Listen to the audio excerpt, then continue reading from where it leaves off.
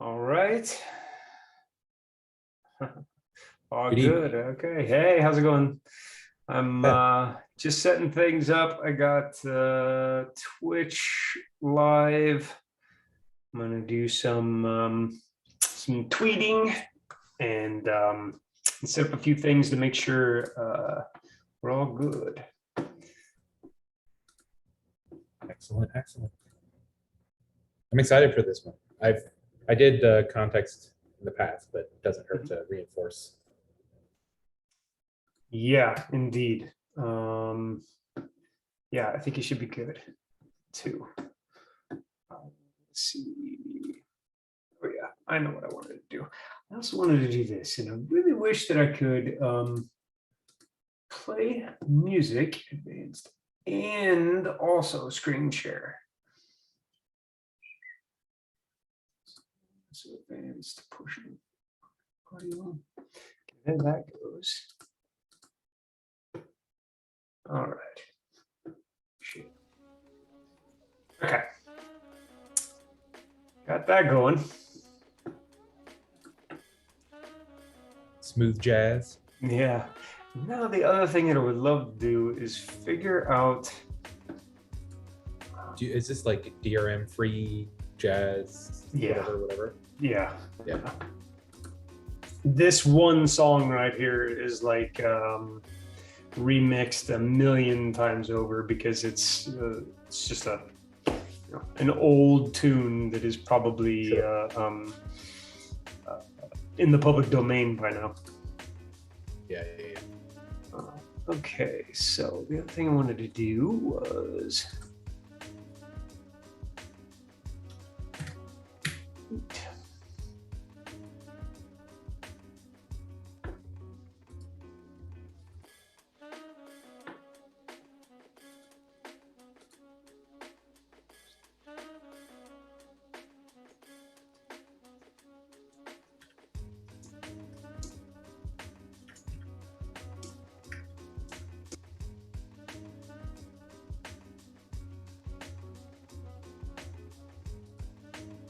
okay.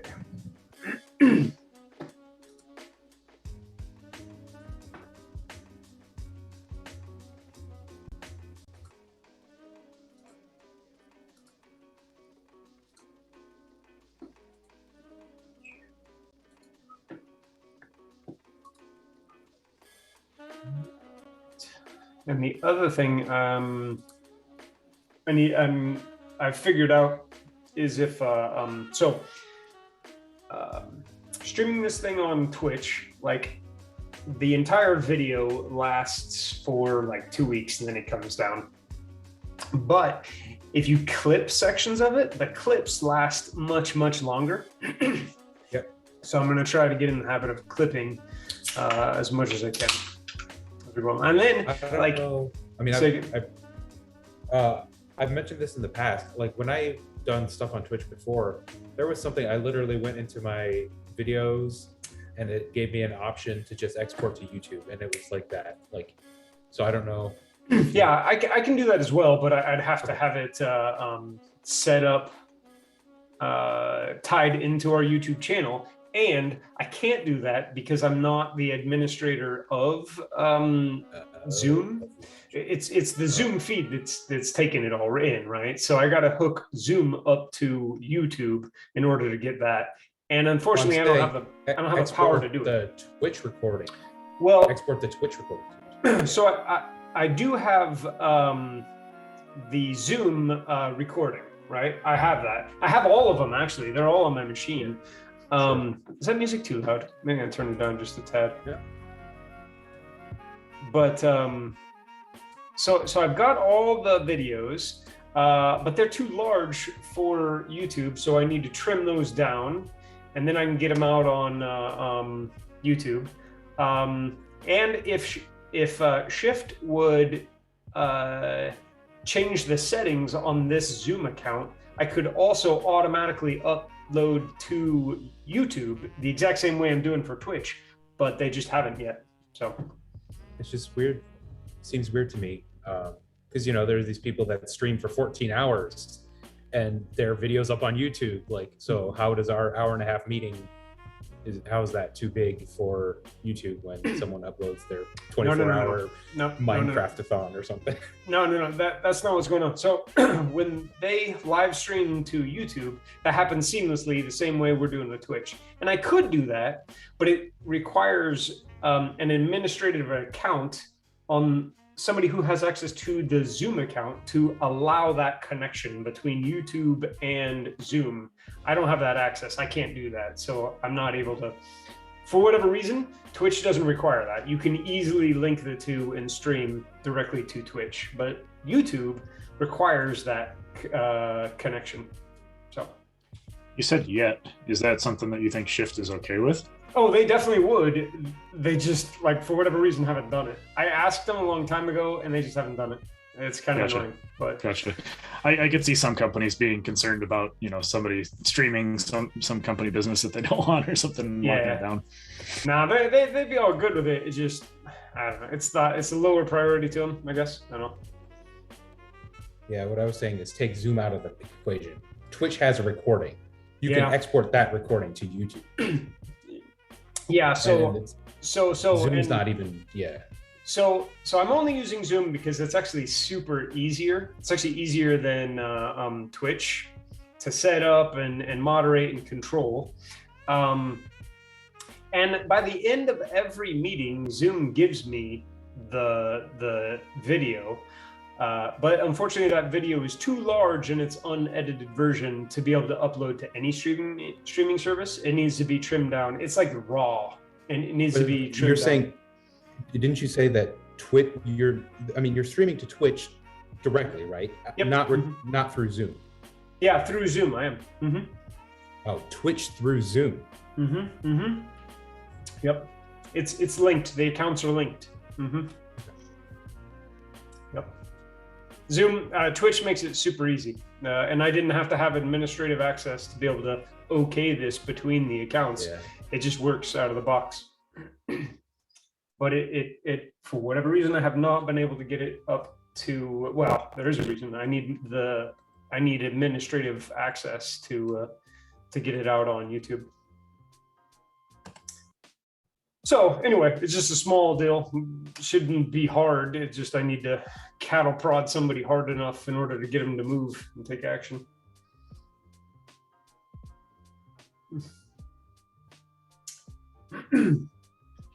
So tell you what, dudes, like going back to Zoom wasn't really what I wanted to do, but yeah, things are kind of blowing up out there. So I'm staying away from all that. I'm not going to be at the fair. Yeah. Ditto. Yeah, there's on the Twitch dashboard, there's something called Video Producer. Yep. And I could have sworn you could just like check box and export it to YouTube. I've streamed on Twitch a couple times, but yeah. Yeah, I could try to export it from Twitch to YouTube. That's what I did. And it was seamless. Like you just sign into your YouTube from Twitch and give it authorization, and it just like instantly.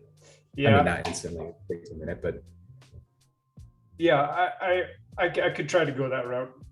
I've only tried it. That's what I was suggesting. Yeah. I gotcha. Yeah. I could give it a shot.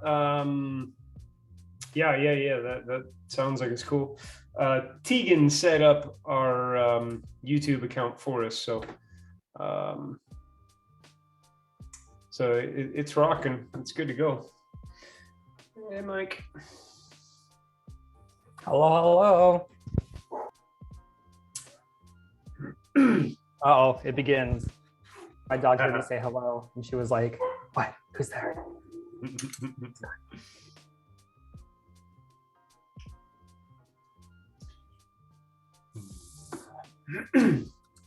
Well, as people file in, I have a few topics that maybe we can we can look at. So I'm going to share, not my video. I'm going to share. Oh, I see what's going on. Screen is way too small. Okay, I'm going to share my screen, and I want to share this guy. Yes. Okay, cool. So Prairie Code. Ouch. I don't know. It's in September. Any initial thoughts, reactions? I don't know what they have for any COVID precautions or how it's going to play out. I've seen a few tweets out there that they should have some pretty good speakers and some pretty good content. I personally didn't plan on going at all. I haven't planned on going to any conferences for a while, unless it's online. I don't know. Any thoughts on how Prairie Code's gonna do this time around?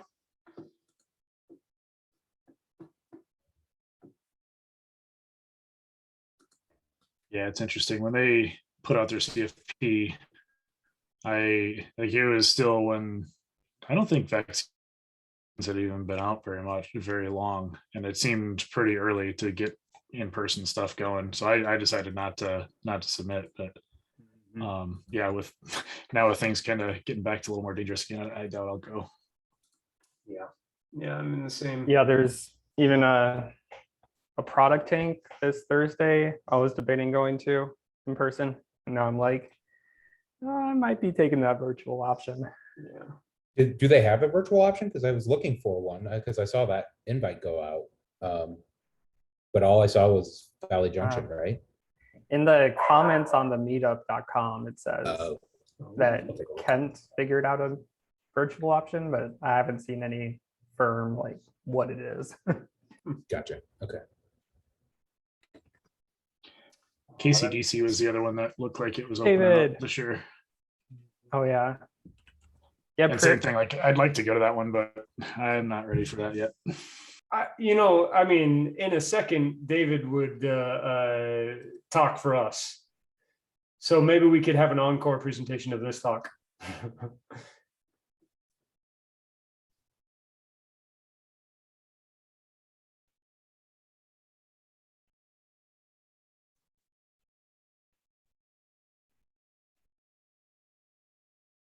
I certainly do have a lot of speakers. Yeah, they do.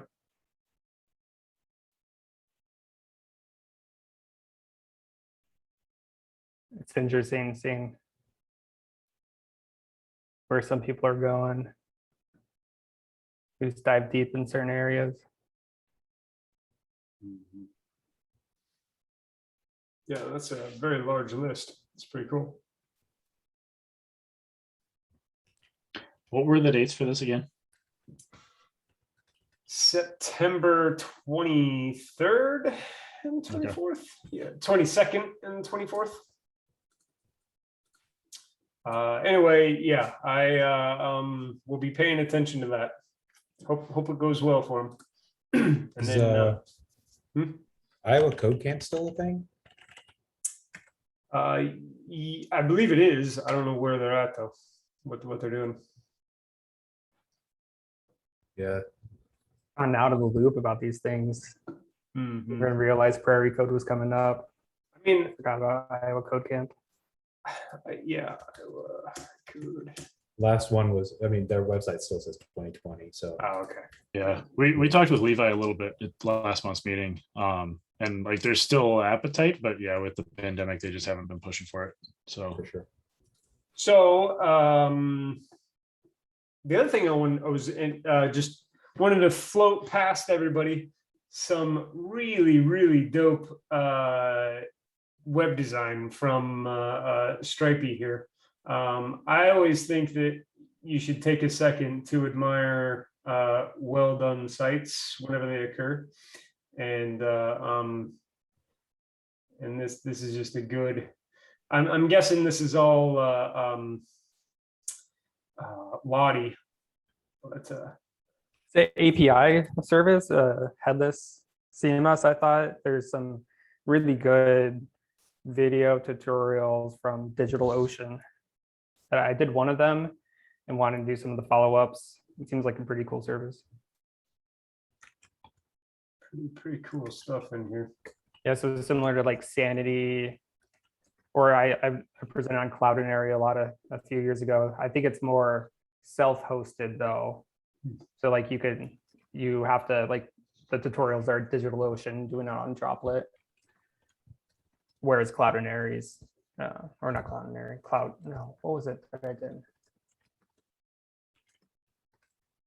That's dope. But yeah, headless CMS. It's pretty awesome. Headless CMS is like the we're trying to set one up at Hy-Vee right now with Sanity. oh, gotcha. Yeah, it's very cool to allow content creators and marketers to be able to update things, but then at the same time you have to program for that creation. And so if you give them the ability to just go and update things, things could go awry. So it's definitely an interesting line to walk down.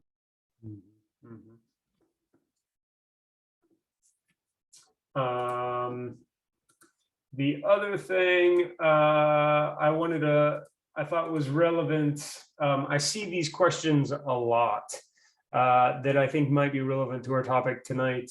Somebody asking on Reddit or message board or whatever about Redux and React Context API. And yeah, it definitely is a very relevant topic that I think we're going to touch on tonight. So that's kind of all I had. I will stop sharing that, and I will go back to that. Yeah. So how are we all doing? Before we kick into anything, I wanted to just kind of throw out there that we are obviously doing this over Zoom, whereas last time we met up in person.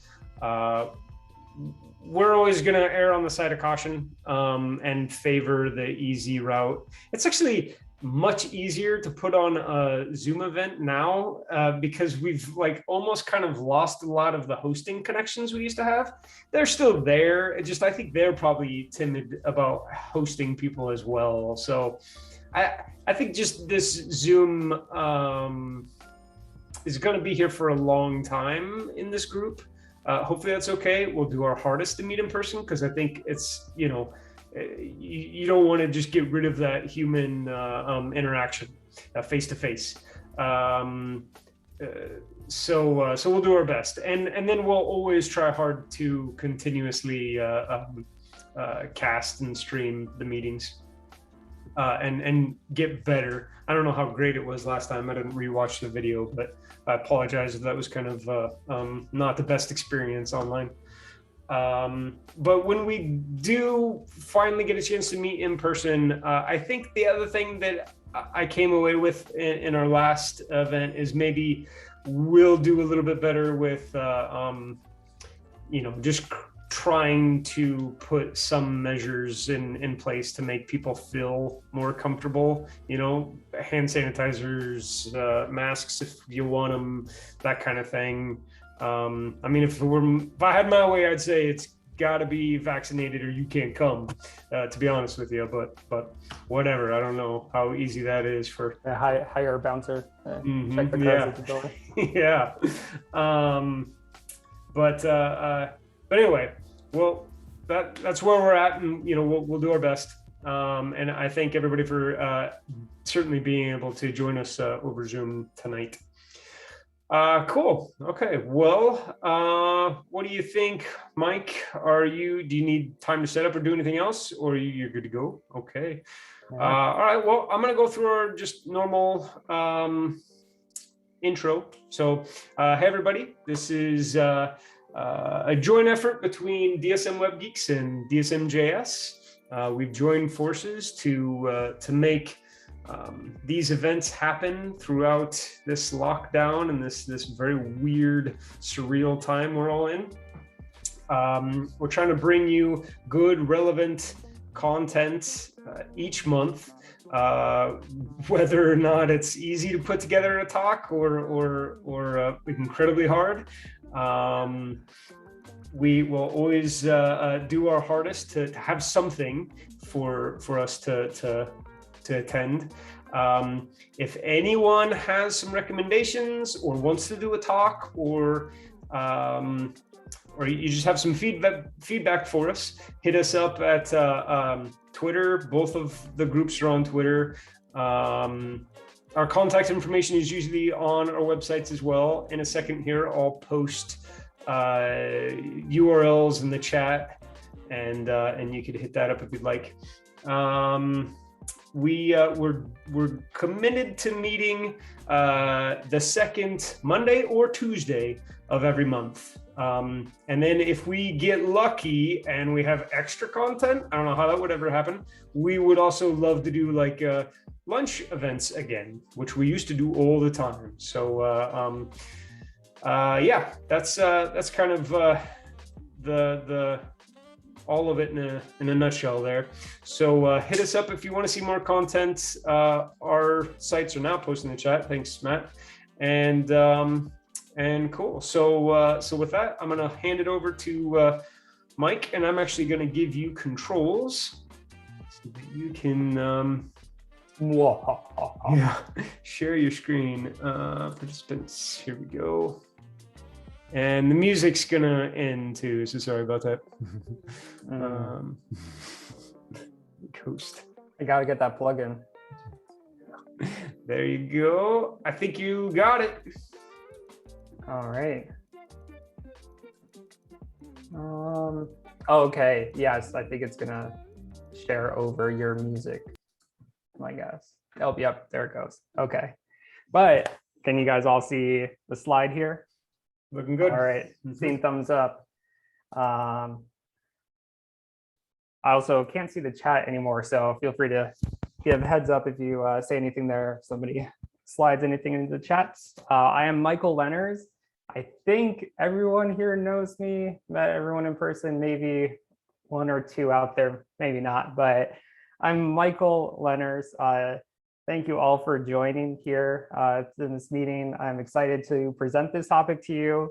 I'm currently a web developer at Hy-Vee. I transitioned into this field 3 years ago in 2018 into web development. I've loved it. I love learning.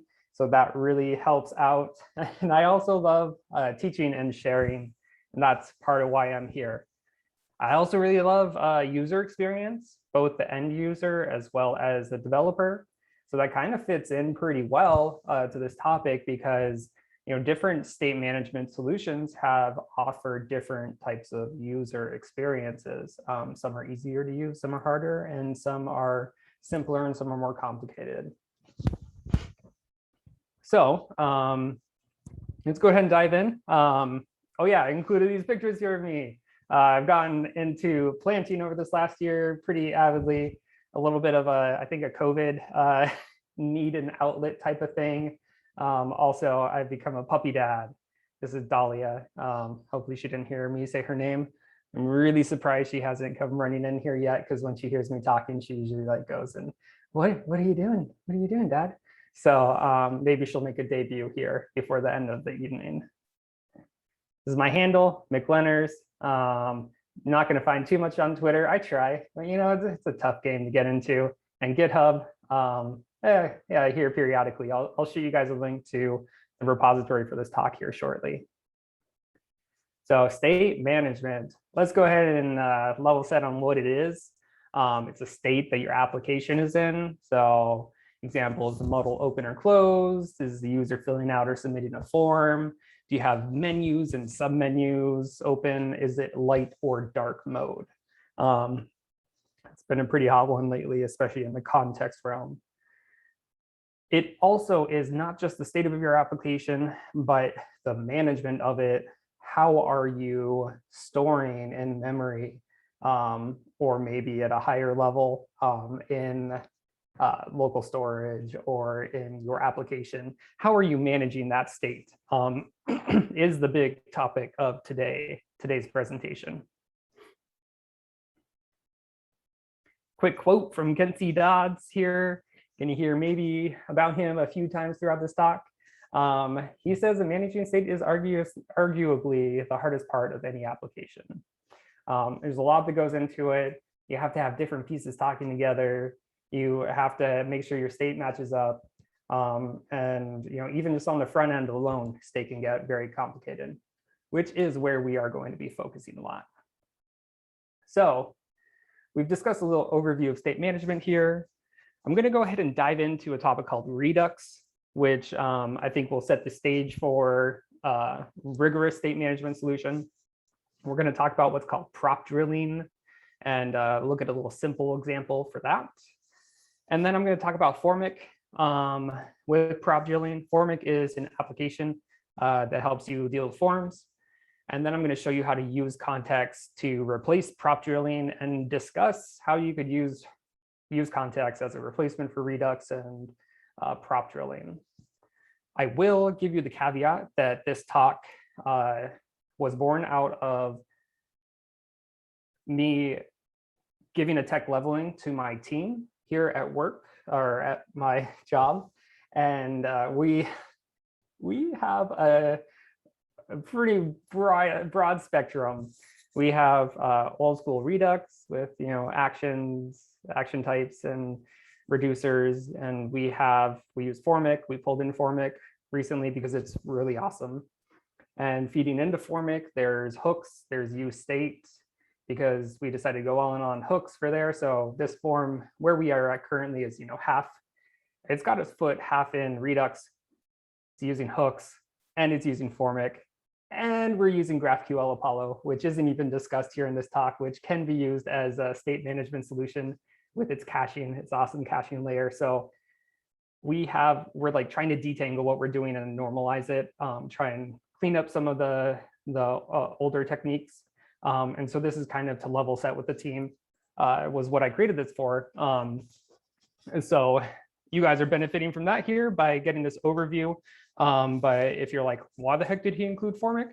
That's part of why, is because we use it quite a bit for our current process. Before I get going, I do want to pause. Any thoughts or questions before we dive in? No, looking good. This is actually exciting. I haven't looked at Formic at all, so this is yay.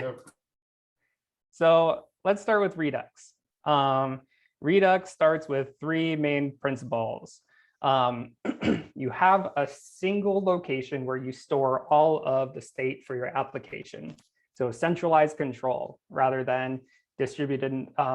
Before Redux, there was a lot of event-driven, like with Backbone, I've heard is a lot more event-driven. You change something, it triggers an event, which triggers something else. Whereas with Redux, you trigger an action, which causes something to happen within the store, and then that gets distributed to the rest of your application. So a quick example here is, let's say you have a UI, you create an event that says make a deposit, and then that event gets dispatched as an action to the store, and then your store has a certain state that says, okay, this is my current state. I'm going to reduce the action, which is I'm depositing money, and I'm going to update the state so that I have a new value that I'm going to feed then into the UI. So this is a one-way loop. You see the arrows going one direction. It is very, very particular about that, this pattern, and that's to help you from getting into trouble by trying to mutate state directly. And this pattern has been very successful in a lot of different applications. Excuse me. This Redux came out of Facebook from their state management solution. So it's a very well-established pattern. you'll see similar things if you're not used to React, which I think a lot of people here are. But you'll see similar things with like RxJS or RxJS for Angular and other state management solutions out there.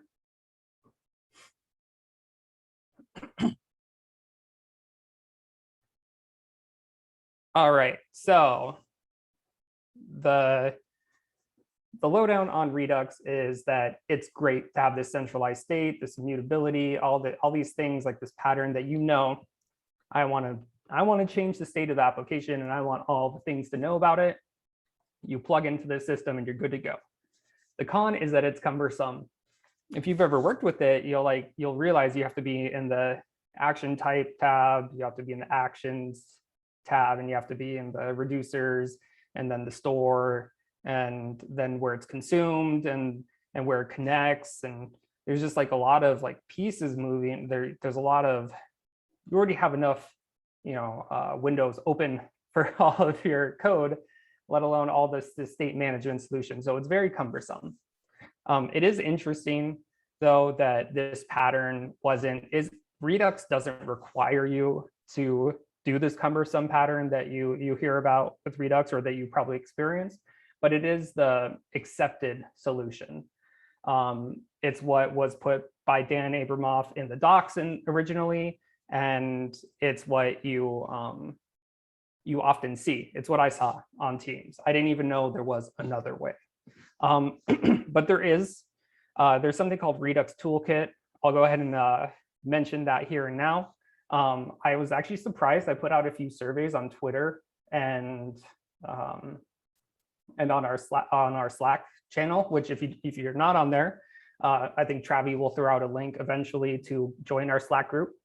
I threw out a survey and I was actually surprised that there was a decent amount of people that use Redux Toolkit. And Redux Toolkit really simplifies the Redux pattern. And there's two podcasts here that I've thrown out that I'll give everybody links to. One is Getting Hooked on React with Ken C. Dodds. He's very much this use context approach that I'll dive into here shortly. And then there's this other podcast called Redux is Definitely Not Dead with Mark Erickson.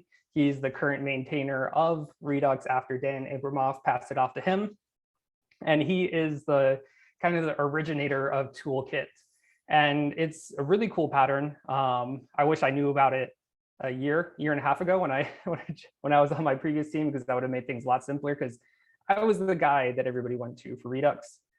And I went to do it for this talk and I forgot. I was like, what action creators? And I tried to look it up in the docs and surprise, surprise, they don't even really talk about all that much. If you go to the docs these days to Redux, they talk about this newer, more streamlined toolkit version. So we'll see if we get there in this talk. I just wanted to front load that with this Redux to kind of put ourselves in perspective as to state management and the state management solutions and where we've come from and where we're going.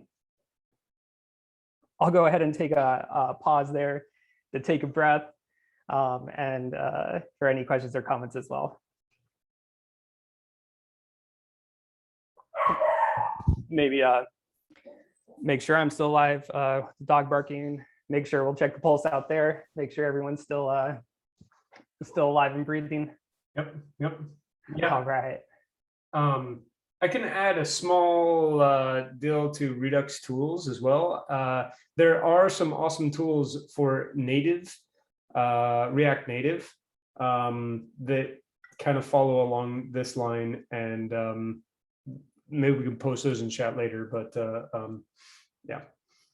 Anyway, keep going. Cool. So I just want to talk about prop drilling. You'll hear me talk about it quite a bit. Prop drilling is basically, you have a big giant componentry, you have your app component, you have your sidebar component, you have your nav, you have your body, you have your different sections of your application, and you want state to be known about in those components. Like OG way maybe is just to create some state management up top and go ahead and pass your state down via props. So passing down data to get to different components in your tree. You could pass state objects, you could pass methods to alter the state.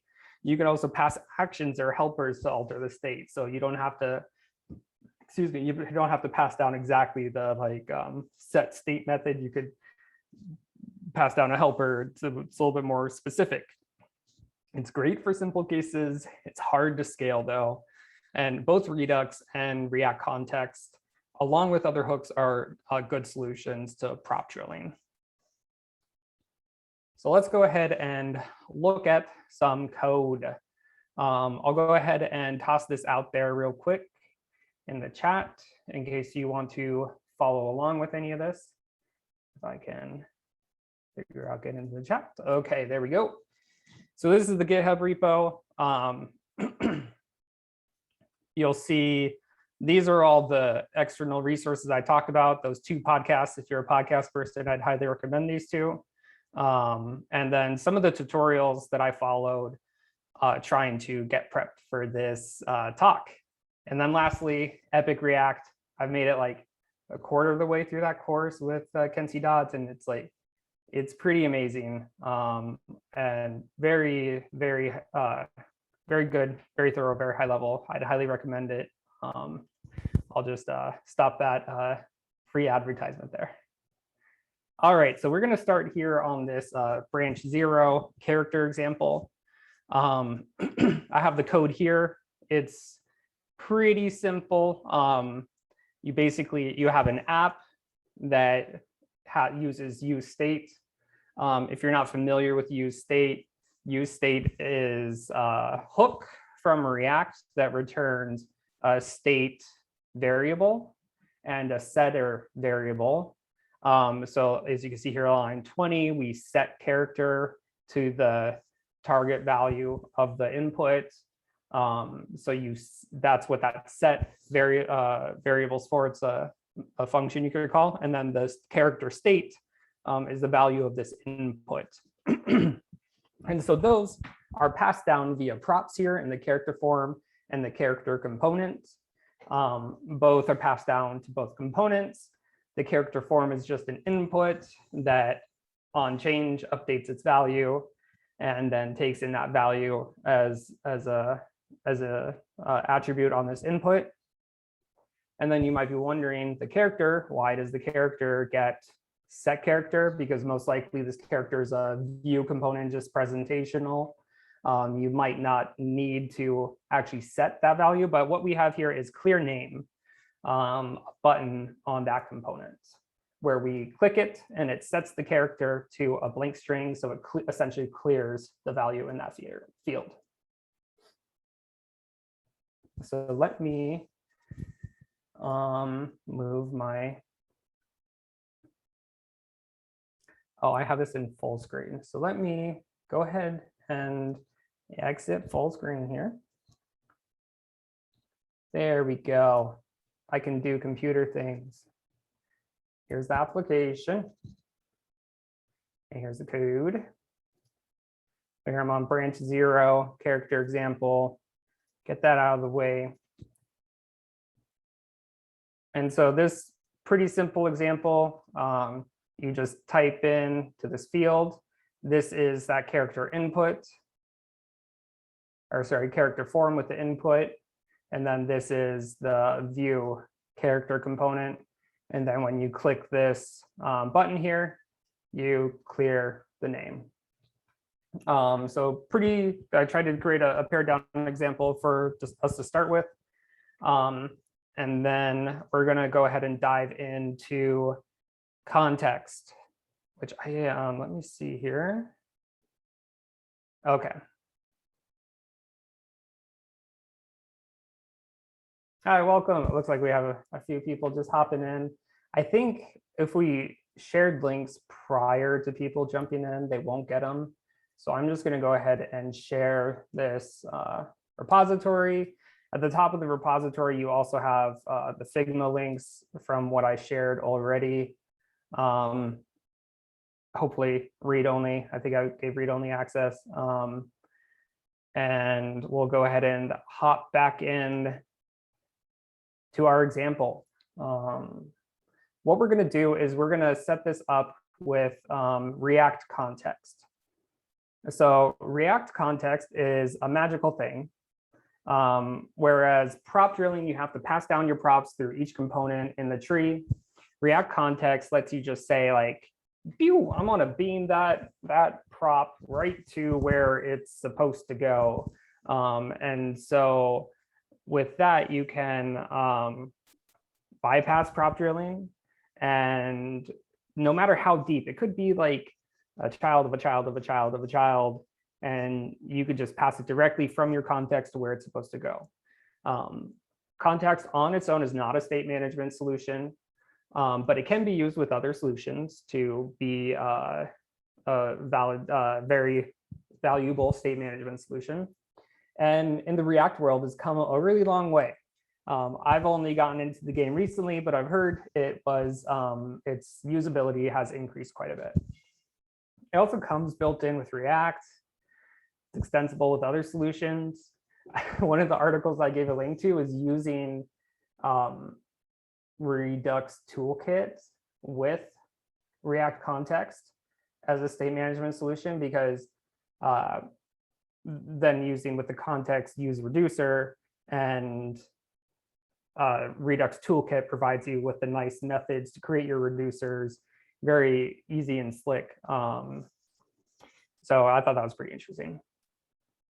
I'm going to ignore this comment for now. It's a little bit high level composition. We touched on it in the course, and it's still something I'm a little bit confused on. So this is a simple example of React context. You have your app component that takes in this user context that you create from React. You provide it with a value, and then that value, boop, boop, down here in the user component, you can get that value via React context. So this user is not passed any props. Its value is, its state is passed in through React context. So let's see what that will look like here with my application. So we're going to bring in that create context and use context. Up here, top level, we're going to create the character context equals create context. You can pass in a default context value here, but it's recommended not to do some error handling to catch if you do not provide your provider with the context. Character context has attribute called provider, and that's where your provider is where you provide your value. So top level, you provide a certain value for your context, and then lower level, you can get that value using your context. And so what is the value that I'm going to pass?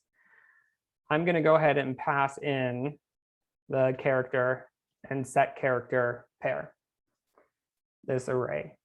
So basically, I'm saying, hey, to anyone who wants it, go ahead and give them the character set character key value pair, because I don't want to pass it down via props. So let's start out with the character form. We're going to have to make that a little return here rather than straight up returning that. And we're going to destructure this character, set character, not with use state, because we want the one that's provided from the value. So we're going to use context from character context. Now it's saying, what are you doing? You can't pass them in as props and have them defined. So I'm going to get rid of those, get rid of these, save it, refresh, and everything's still working. Now, you'll notice that we're still props drilling here with the character. So we can also get rid of those. If we get rid of those right now and save it, it's not going to be happy. I guess it'll still render, but nothing. Well, okay, yep, that definitely blew up on us because we tried to call set character, and set character is not defined.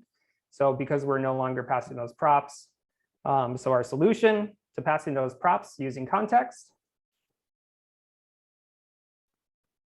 so we just bring down this use context.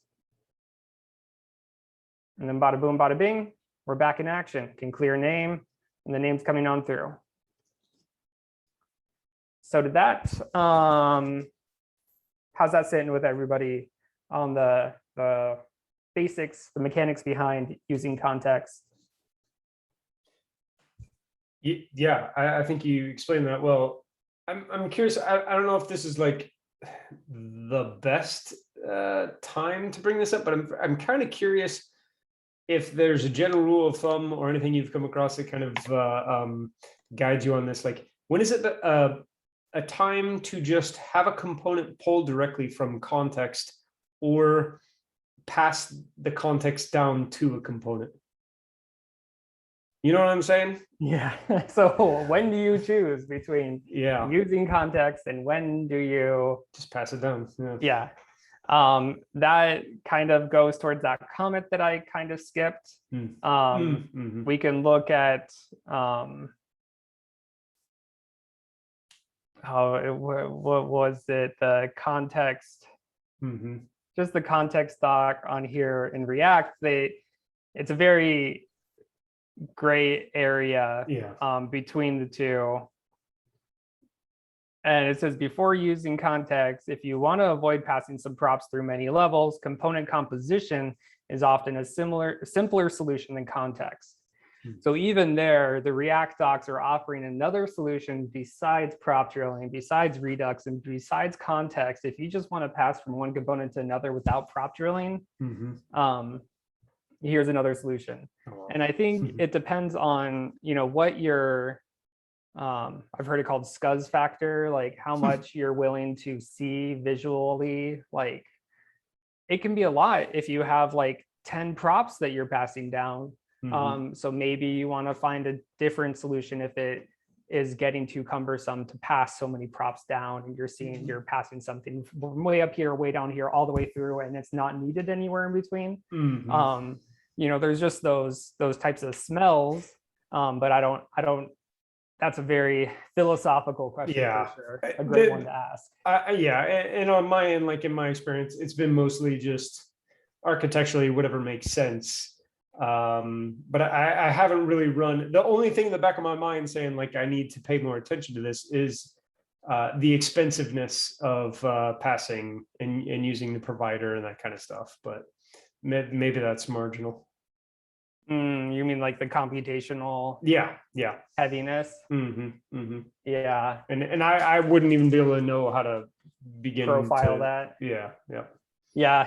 I know that there's definitely, I can't speak to that, but I know that there's certain bottlenecks in our application where we're like mismanaging state and causing so many re-renders just from when I've console log things, or API calls. Definitely. Usually those are like an order of magnitude larger than any sort of heaviness of your state management solution. But you are right, like if these are running on certain devices, you don't want it to be too client side heavy. It's a good consideration, but yeah, I can't speak too much on it either. So let's see here. So what we just covered was this simple example here, where we have our app passing down our character, set character. This is a little legend up here as props down to the character form. The character form can set the character and set character and set that character value. And also the app has the character component inside of it that also uses the character prop and the set character prop. What we're now going to do is see a little bit more complicated of an example here. This is going to have app with a character and a character form. But inside this character form, there's going to be formic. And formic takes in an initial value as well as some values, or sorry, initial value, which turns into the values that you can use inside of formic. And there's an on submit method when you submit the form, that then hooks into set character. So I call this the state swap party as kind of my like way to remember it, that here we have up here, we have set use state, managing our state and along with prop drilling. And then we have this state swap party where we say, here, Formic, here's values for you to take care of. And then it goes ahead and manages the values using its own state management solution. And then when Formic is done with it, it's like, okay, I'm going to submit and go ahead and tell your state management solution what's up. So that's the app that we're going to look at here real quick. So read, it's that hard, check out. I think it's one, prop drilling. So here in this example, we have our app, we have our use state here. You'll notice that we have a whole object here instead of just a single string, because we are representing a complex character that has different attributes. And inside of this application, we have our character form, which again gets the character and set character, and then our character component, which presents our character information, still has a reset button. So let's go ahead and look at that.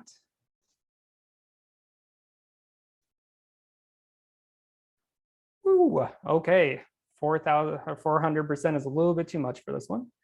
All right, so here we can fill out our form, put in our different values, and then submit. That's where we go from Formic land over to our state management solution. When we hit submit, we'll see that in the code. It calls to our use state method that we get that set character. And then here, clear sheet also calls that set state back to the original clear object. And then we clear all of our fields here.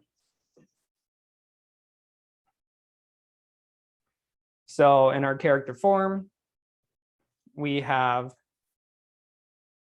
Formic. This is just some style component stuff. The main meat of this is Formic, where we take in these initial values as that character that's being prop drilled.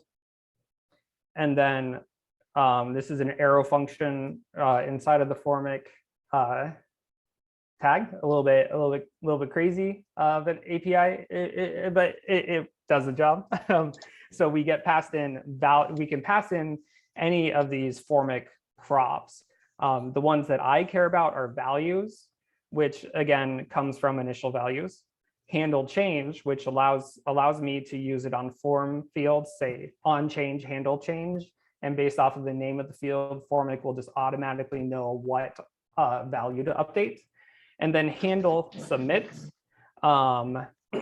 is a method that when it's called, it'll run this on submit. So when you click submit, when I click submit on the form, it calls handle submit, and handle submit calls on submit here. And this is where we then pop back up to our use state and my state managed solution, not Formic's state managed solution. So how's that sitting with everyone? I'll pop back to the diagram here.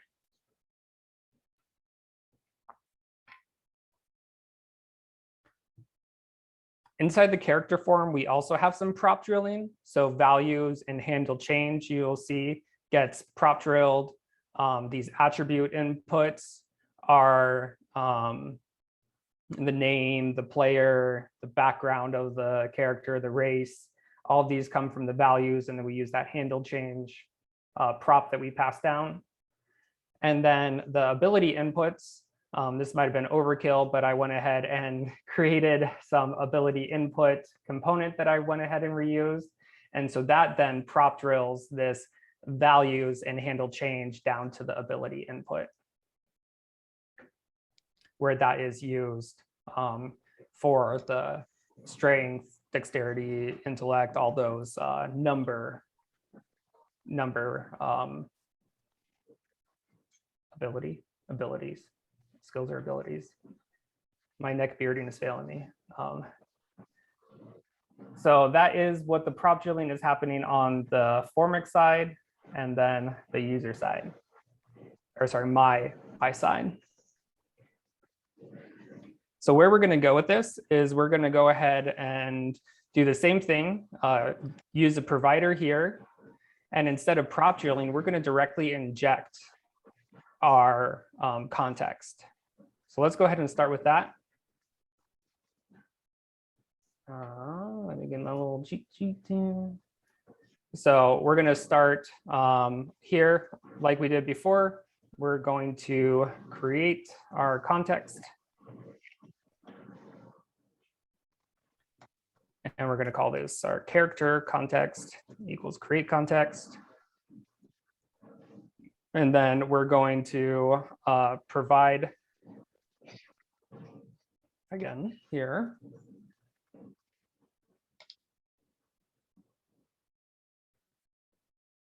And we need to provide that value.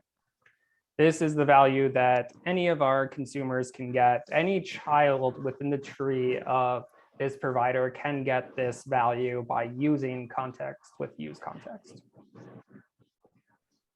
All right, so nothing changes in the app so far. Still the same thing. All good and dandy. So let's go ahead and replace some of this. Let's go ahead and go to the character form. And instead of passing down this character, that character, let's go ahead and use state. Sorry, not use state. Woo, use context. And with that use context, I've done a funny here.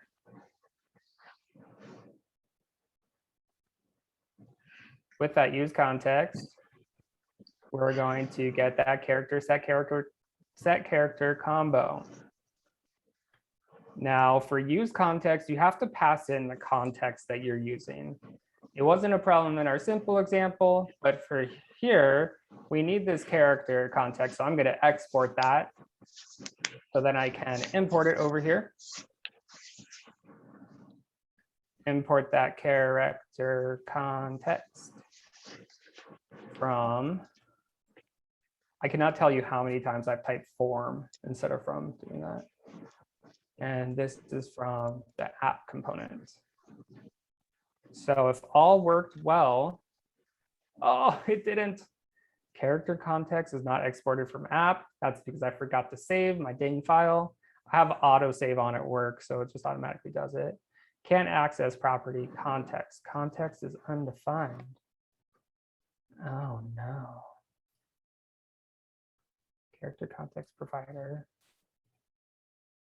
Use context, character context.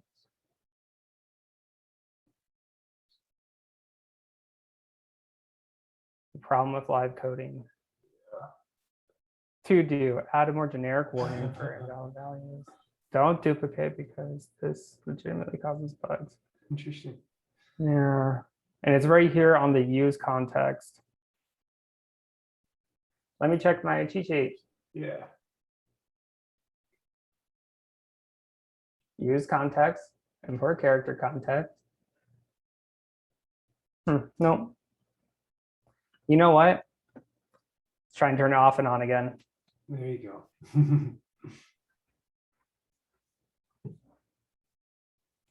There's been times where I've like, Yeah. I've spent like 50 hours, 50 minutes, 50 seconds trying to figure out a problem. And I'm like, your you know what? entire life. I'm just going to restart the server. I'm just going to restart my computer. I'm just going to delete all of my node modules and install them again. I'm just going to delete the repo and pull it back down. Okay, so now we got the context in the character form. Character form passes off to Formic, so I'm not going to mess with Formic for now.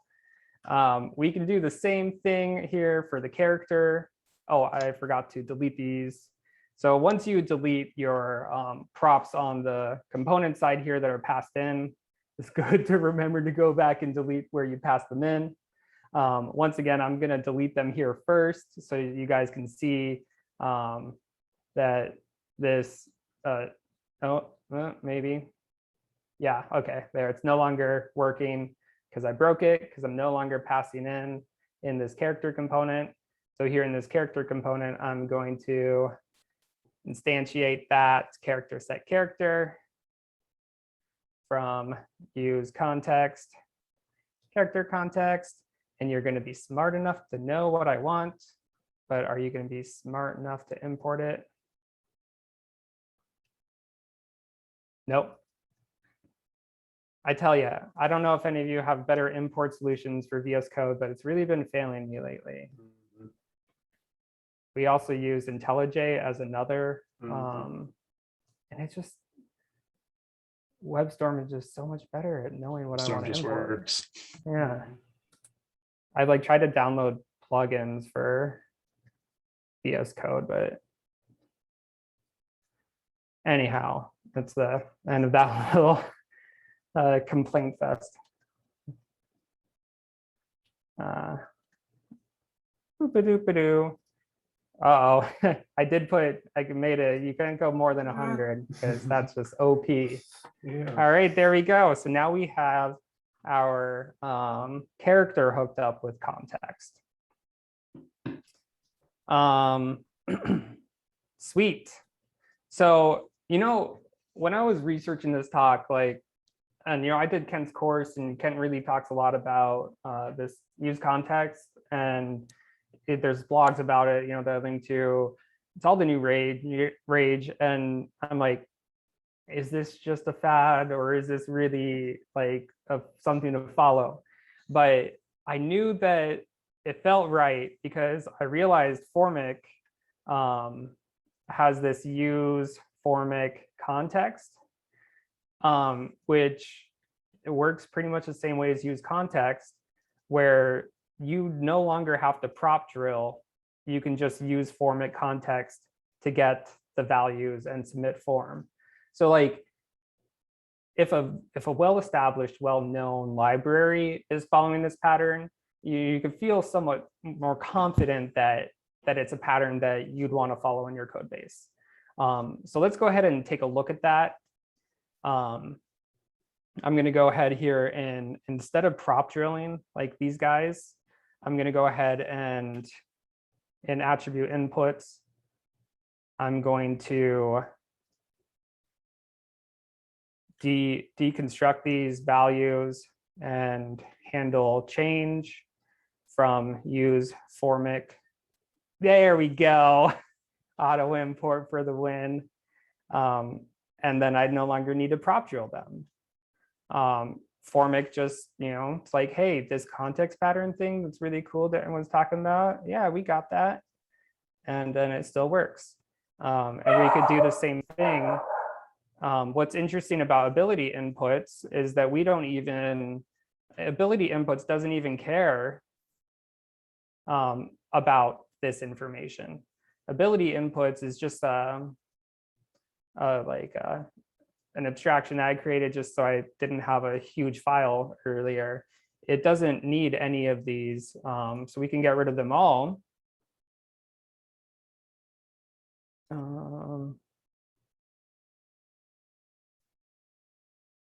How are you not finding the rest of them? I don't know. Oh, shoot. I think you have name in there. Yeah, thank you. Yeah, we need that name. So we still need to pass that name. But for the rest of these, we don't need any of that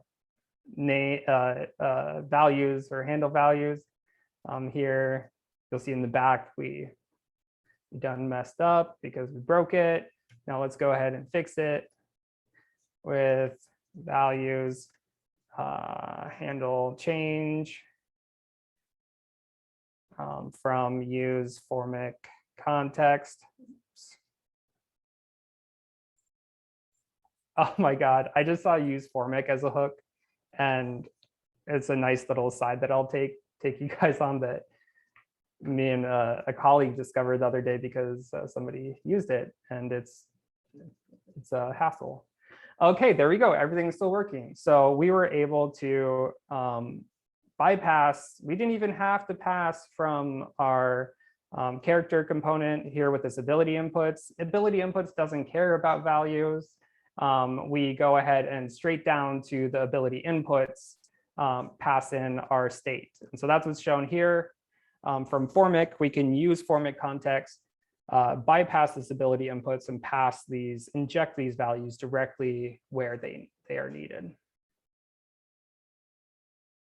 I got a dog pawing at my foot. I think she's jealous. She wants some attention. Okay, so here's the use Formic. It's a custom React hook that returns all the Formic things, blah, blah, blah. It's kind of like use Formic context, but you use it without context. Use cases for use Formic. You are Jared. Is that the Jared on here? I doubt it, but I love that. Call out to Jared. He must have been like, you must be able to use Formic without using the HTML tag Formic is basically what this offers you. But you can't use Formic context then. So we were trying to replace it and we were like, why doesn't it have the context? And it's because somebody decided to use the use Formic hook. So it's not just Jared, it's also if you're a Ben, the Ben that did it. All right, so I have a lot more content, but I'm sure we don't have a lot more bandwidth for the users out there. So you know the example, you have the repo here. Yeah, I know, little puppy here. You also have, hold on. Oh, it's a puppy. You also have the puppy. So you have the repo, you have the examples. There's a few more branches that are solid. Use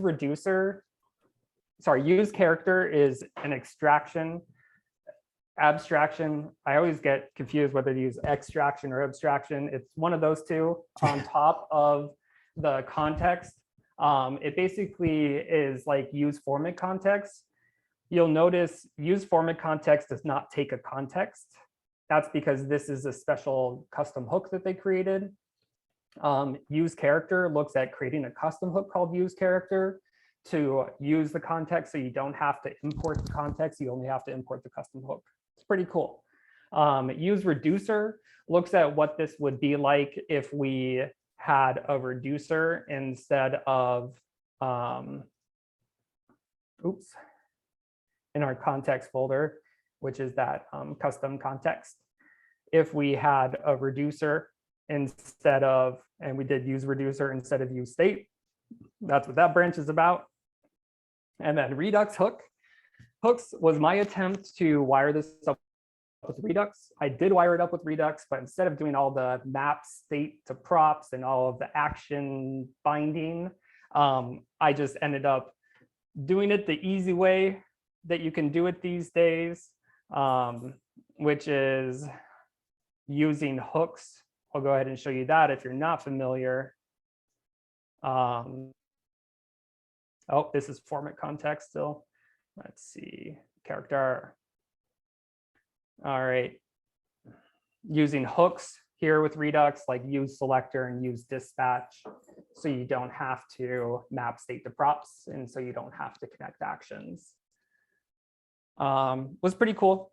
I had high ambitions and wanted to also do that whole React toolkit, the utils business, creating a slice of state, all that fun stuff. But the weekend got away from me, and here we are almost an hour into the session without any time left. So probably fine that I didn't get there. I will take time for questions though. What do we got? So I see you built a D&D character sheet creator. Are we gonna play D&D after this? Is that what's going on? Yes, we're all gonna build a character with my highly sophisticated character building sheet. Nice. I started over engineering this and I was like, wait a second, Mike, you're building an app for a demo. Bear it back. That is too fun. So I have used Redux pretty extensively. Like in my experience, Redux just at some point is I don't know, highly confusing, like crazy confusing, unnecessarily confusing. There are some libraries out there that have made it a tiny bit easier, like to conceptualize. One library I use is called Redux sauce or Redux sauce, something like that. And that makes it a tiny bit more readable. But yeah, it is challenging. And I've done quite a few components in or apps with context as well. And yeah, I definitely dig context API. It's much nicer. Yeah, there's this one blog I didn't link to, but he created a bunch of diagrams of what using Redux or even Redux toolkit, all the like dependencies between your slices of, and Redux toolkit does eliminate a lot of the overhead, but even that, there's like so many dependencies between Redux toolkit and React Redux. And that's what this blog is ultimately going towards, is saying, hey, use our solution, which is so much more simpler than Redux and Redux toolkit. But you're right, like there's, that's what Redux toolkit was supposed to be, though, was looking at all of these handmade solutions. And that's what's great about the React ecosystem, is that there's usually not one accepted sanctioned tool, so that everybody can fight for the best one, you know, and then the best one comes and wins. And that's what a toolkit is supposed to be. Have you tried that out at all? No, I haven't seen this. Yes, try out toolkit. It's now that, like, if you go here and you say get started on React Redux, it says use React toolkit instead, Redux toolkit, and configure store, and have this slice of state. So this is now the reducer. Instead of creating actions with names, you just create a reducer, and it uses immer under the hood. So you use arrow functions, and then you create your actions off of your counter slice and your reducer off of the counter slice. So it's all just single slice. There's no separate action types. There's no separate action creators. There's no dispatch here. And, you know, it's just so much simpler. I think that everybody's just used to that old pattern of Redux. Yeah, and which is a huge deterrence for it. Yeah, that's cool. But that's where that one article I said, he's like, I like to use this with use context and use reducer, and then I create my reducer using Redux toolkit. I'm like, whoa. There's a million ways to skin a cat here. Pretty awesome, but pretty cumbersome. What other thoughts or questions do we have out there? What's the most complicated form, or like how big was the most complicated form you've done with Formic? I didn't build the Formic form, but I've built around the Formic form, and we've had a lot of lag in the React components because of re-renders. Oh, really? Because I mean, we're talking. It could be an infinite number of fields, because you can add more rows to this form, and there's a rich text editor, and you have all these, you know, components with re-renders and everything, and like you're trying to type in the rich text editor, and I mean, you could just be typing away and nothing's happening on the screen. And we've narrowed. I mean, Formic was the culprit. We haven't really solved it yet. So yeah, I wonder. That's never happened with Formic, but that did happen with React, or not React, Angular, when we were trying to take a table and make it so that each field was an input.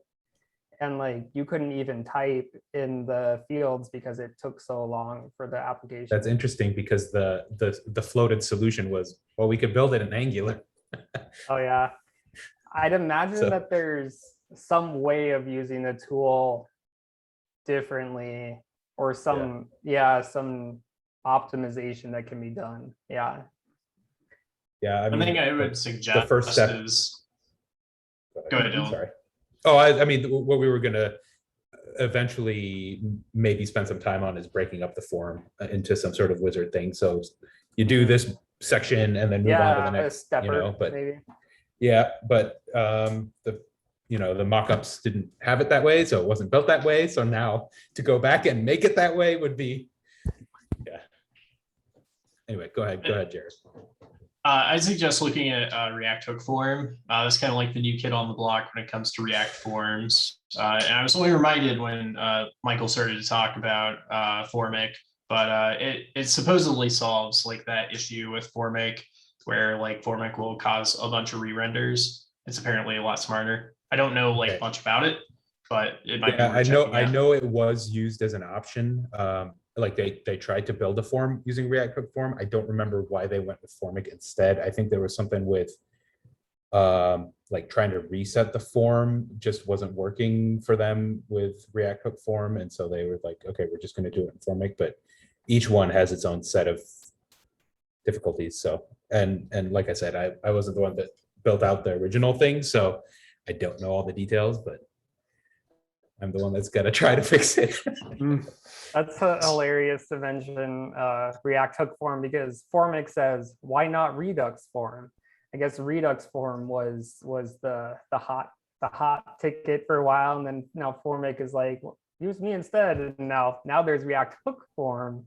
Now the hooks are a big deal, and Redux is definitely not dead though. Let me figure out how to get my control back.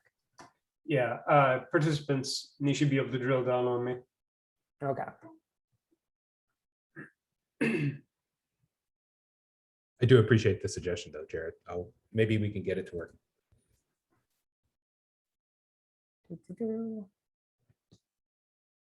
All right. There it goes.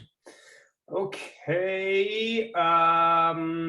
Yeah, I think that was awesome. Thank you very much, Mike. I think we can do a virtual round of applause. Yeah, so we need to figure out what we're going to do for next month. We're open to any suggestions. Oh, yeah. It's September. I don't know, something fun. And if you guys have want to get a talk, this is burning, hit us up. We can definitely hit up some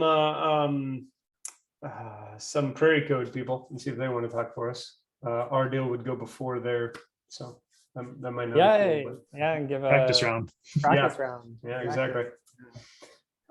However, October kind of is known. I think in October, what we do every year is the Oktoberfest.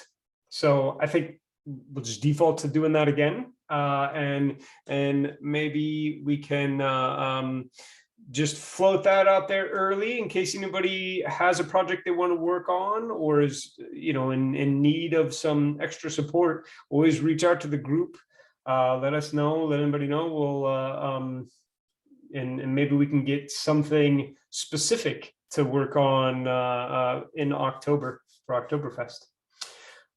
Anyway, I think that's the end of it. I'm thankful for everybody who was able to join. And you can watch this all again on twitch.com/DSMWebGeeks. It'll be streaming up there for about 2 more weeks, and then it comes down. Yeah, all right. See y'all. Thanks for stopping by. Have a good one. Thanks. Bye-bye.